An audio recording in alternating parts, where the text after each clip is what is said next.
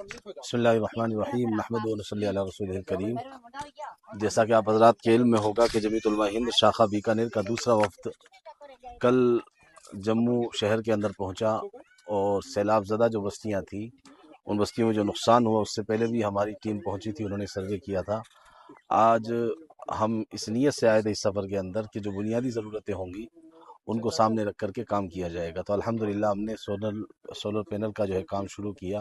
50 سے 55 جو ہے سے سولر پینل لیے گئے ہیں، جو ایسی بستیوں کے اندر جن کے لیے رہنے کے جو جھونپڑی کے اندر یہ جھگی بستیوں کے اندر فی الحال مجبوری کی بنیاد پر رہ رہے ہیں، ان کی روشنی کا انتظام ہو جائے۔ تو آپ نے ابھی تھوڑی دیر پہلے دیکھا بھی ہے کہ کس طریقے سے ایک بیٹری، 3 لٹو، موبائل چارجر وغیرہ اس طریقے کا انتظام کیا گیا ہے تاکہ رات میں آسانی سے ان کے لیے سہولت رہے۔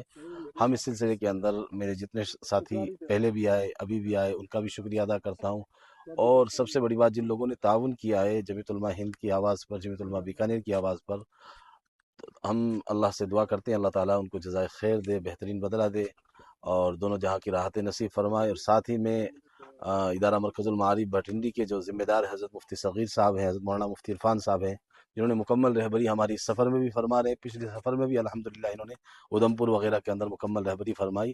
اللہ تعالیٰ ان کی اس خدمت کو قبول فرمائے، بہترین بدلہ دے، اور اسی طریقے سے مل جل کر کے امت کی، انسانیت کی، لوگوں کی فلاح و بہبودی کے لیے ہم سب کو کام کرنے کی توفیق عطا فرمائے۔ آمین۔ والسلام۔ محمد ارشاد قاسمی، جمعیت علماء ہند شاخہ بیکانیر۔